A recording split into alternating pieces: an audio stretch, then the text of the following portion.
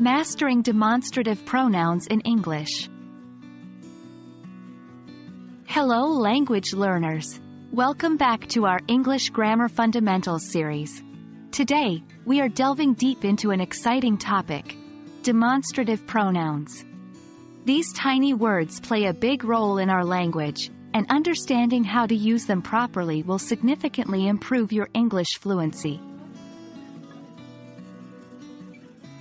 Let's start at the beginning. What are demonstrative pronouns? Simply put, they are words that we use in place of specific nouns, specifically to indicate which ones we are talking about. In English, these are this, that, these, and those. This and that are used for singular nouns. These and those are used for plural nouns. This and these are used for things that are nearby or ideas that are happening now. That and those are used for things that are farther away or ideas that happened in the past. Now, let's look at some examples of how to use these demonstrative pronouns in sentences. 1. This is my favorite book.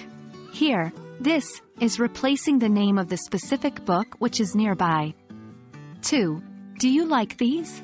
In this case, these could be replacing a nearby group of things, like apples.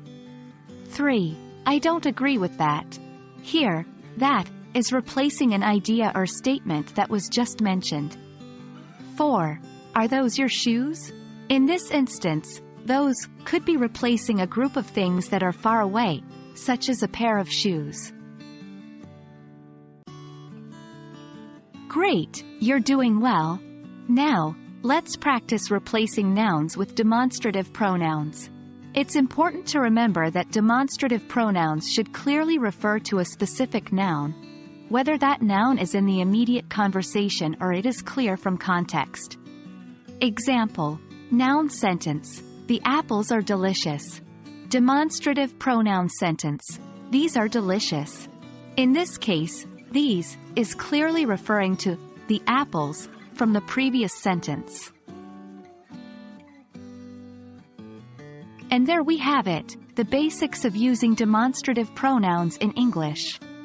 Remember, they are used to replace and indicate specific nouns, and can refer to things that are near or far, as well as ideas that are current or past. It's a simple concept, but a crucial one to master for English fluency.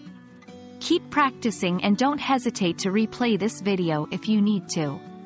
Stay tuned for more grammar exercises and explanations in our next videos. Keep up the good work, and see you next time.